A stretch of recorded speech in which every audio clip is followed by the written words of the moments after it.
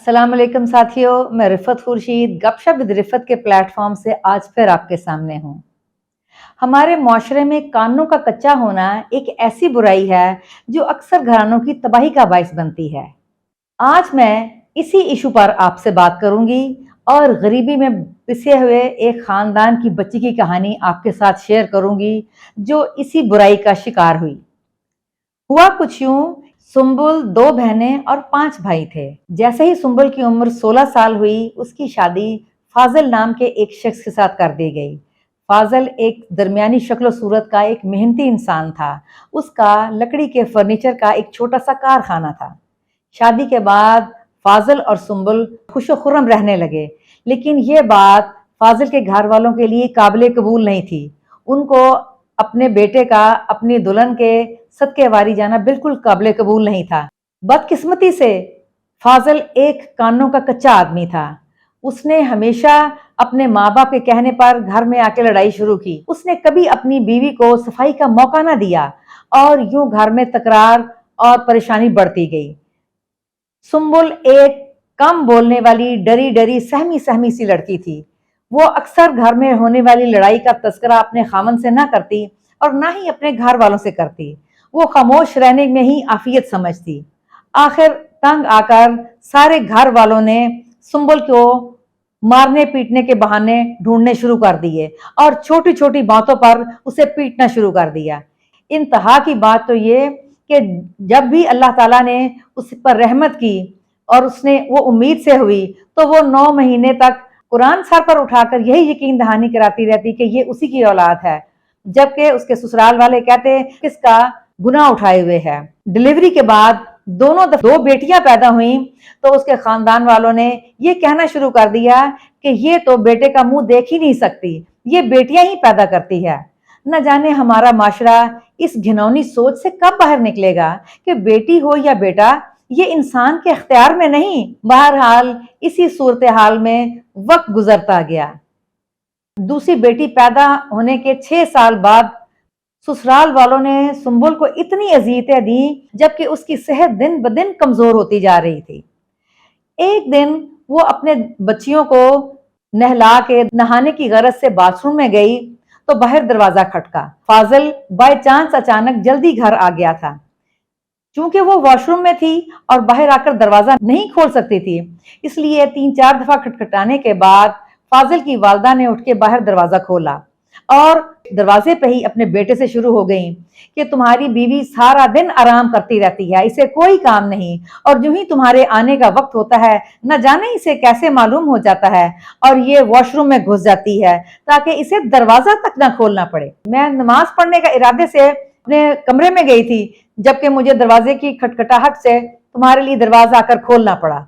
ये सुनते ही फाजिल आग भगोला हो गया और वो गुस्से में अपने कमरे में गया और अपने वॉशरूम का दरवाजा धक्के से खोलकर बाथरूम के अंदर जाके ही उसने सुम्बुल को पीटना शुरू किया। उसने इस जालिमाना तरीके से सुम्बुल को पीटा कि सुम्बुल का पांव स्लिप हुआ और वो नीचे गिरी और नलके के साथ उसका सर लगा, जहां पर फौरन खून का फवारा शुरू हो गया।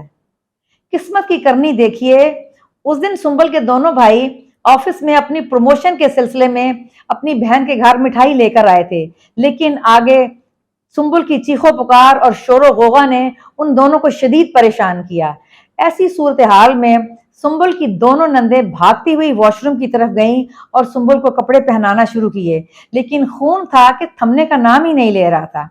जैसे ही वो भाइयों ने ये सूरत हाल देखी तो तकरार शुरू हुई। ऐसी सूरत हाल में फाजिल आपे से मजीद बाहर हुआ और उनकी बहन पर तरह तरह के इल्जाम लगाते हुए उनके गले पड़ा। इसी दौरान मजीद तल्ख कलामी हुई और फाजिल ने कमरे में पड़ी हुई फलों की ट्रे पर से छुरी उठाई और अपने बड़े साले की तरफ छुरी लेकर दौड़ा।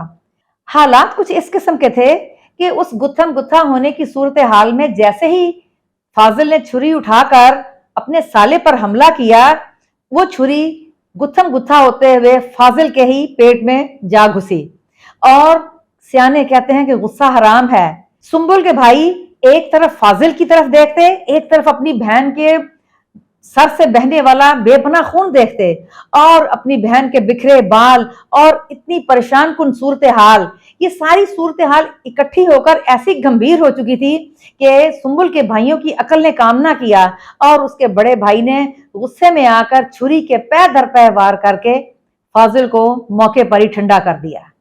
ایسا کرنے کے بعد تھانے میں حاضر ہوا اور جا کر اقبال جرم بھی کر لیا۔ یہ ساری صورتحال پورے خاندان کے لیے تباہی کا باعث ثابت ہوئی۔ والدین کے بھڑکانے پر فاضل اپنی جان سے خود ہی ہاتھ دھو بیٹھا۔ صورتحال کے بعد سنبل کے سسرال والوں نے سنبل کو گھر سے باہر نکال دیا۔ سنبل اپنی دونوں بیٹیوں کو اپنے ساتھ لے جانا چاہتی تھی، لیکن انہوں نے یہ کہہ کر دونوں بیٹیوں کو اپنے پاس رکھا کہ یہ ہمارا خون ہے، تم انہیں پیچھے سے نہیں لے کر آئی تھی، یہ ہمارے فاضل کی نشانی ہے، تم ان کی شکل بھی دیکھ نہیں پاؤ گی ساری زندگی۔ اور یوں سنبل اجڑ کر واپس اپنے میکے آ رہی۔ 5-6 سال گزر گئے، کیونکہ کیس لمبا چلنے کی کوئی ریزن نہیں تھی، کیونکہ سنبل کا بھائی اقبال جرم کر چکا تھا، جس کے نتیجے میں اسے عمر قید کی سزا ہو گئی۔ اب پورے گھر میں انتہائی پریشان کن صورتحال تھی، ہر بندہ بہت پریشان تھا۔ سنبل کے والدین اس ساری صورتحال کے لیے ذہنی طور پر تیار نہیں تھے۔ ایک طرف تو بیٹی کا گھر اجڑ گیا، دوسری طرف بیٹی ہر طرف روتی کیونکہ وہ اپنی بیٹیوں کے لیے بہت دکھی اور پریشان رہتی۔ تیسرا، ان کا بیٹا عمر قید کی سزا میں قید ہو گیا۔ چوتھا، وہی ایک بڑا کمانے والا گھر میں ممبر تھا، اور یوں تنگ دستی نے گھر کو دیکھ لیا۔ فاضل کے گھر والوں کی، فاضل کی والدہ کی ناسمجھی نے اپنے ہی بیٹے کی جان لے لی۔ سنبل بہت پریشان اور دکھی تھی، لیکن اس کی عاجزی اور اس کے صبر پر اللہ مہربان ہوا۔ سیانے کہتے ہیں جب رب مہربان تو سب مہربان۔ تقریباً 6 سال کے بعد ایک انتہائی خوشحال خاندان سے ایک نفیس شخص کا رشتہ سنبل کے لیے آیا، جس کے بارے میں سوچنے اور سمجھنے کا کوئی جواز نہیں تھا۔ سنبل کے والدین نے جیل جا کر سنبل کے بڑے بھائی سے رابطہ کیا اور ساری صورتحال سے آگاہ کیا، جہاں سنبل کے بھائی نے اپنے باپ اور اپنے چھوٹے بھائی کو فوراً یہ رشتہ طے کرنے کی تجویز پیش کی، اور یوں سنبل چند دنوں میں انتہائی سادگی سے بیاہ کر اپنے دوسرے گھر چلی گئی۔ سنبل کا دوسرا شوہر اس قدر نفیس اور نرم مزاج انسان تھا کہ وہ اسے ذرا اداس دیکھتا تو اسے کہتا کہ تم گھبراؤ نہ، میری طرف سے تمہیں اپنی بیٹیوں سے ملنے پر کوئی پابندی نہیں، جبکہ سنبل اسے کہتی کہ اس کے دادی دادا اور اس کی پھوپھیاں بچوں کو مجھ سے نہیں ملنے دیتی۔ اس نے ایک دن اسے کہا تم گھبراؤ نہ، تم پتہ کرو کہ بچیاں کون سے اسکول میں جاتی ہیں، میں تمہیں وہاں لے کے جاؤں گا، تم بچیوں کو کم از کم دور سے دیکھ تو سکتی ہو تاکہ تمہاری مامتا کو سکون ہو۔ اور وہ شخص بہت دفعہ بچیوں کے اسکول لے جا کر بچیوں سے سنبل کی ملاقات کرواتا۔ بہرحال مامتا کی ترسی ہوئی ماں اس ساری صورتحال میں وقت گزارتی رہی۔ کچھ عرصے کے بعد اللہ تعالیٰ نے سنبل پر دوبارہ مہربانی کی، دوبارہ اس پر رحم کیا اور سنبل کو ایک انتہائی خوبصورت بیٹی سے نوازا۔ آج سنبل اپنے گھر میں انتہائی خوشحال، پرسکون، آرام دہ، بہترین زندگی گزار رہی ہے۔ اور یہ بھی کہا جاتا ہے کہ بہترین کو حاصل کرنے کے لیے کبھی کبھی بدترین حالات سے بھی گزرنا پڑتا ہے۔ یہی کچھ سنبل کے ساتھ ہوا۔ سنبل نے اپنی زندگی کے 10-15 سال جتنی اذیت میں گزارے، اللہ تعالیٰ نے اس کا صلہ اس کو ایک بہترین اور شفیق غم گسار ساتھی کی شکل میں عطا کیا، جو اس کی ہر محرومی اور ہر دکھ کا مداوا ثابت ہوا۔ مجھے امید ہے آپ مجھ سے ایگری کریں گے۔ یہ آپ ہی کا چینل ہے، اسے لائک کیجئے، شیئر کیجئے، اسے سبسکرائب کیجئے اور میرا حوصلہ بڑھائیے۔ انشاءاللہ اگلی دفعہ میں آپ کے ساتھ ایک نئی کہانی، ایک نئے واقعے کے ساتھ آؤں گی۔ تب تک کے لیے اجازت دیجیے۔ اللہ حافظ۔ السلام علیکم۔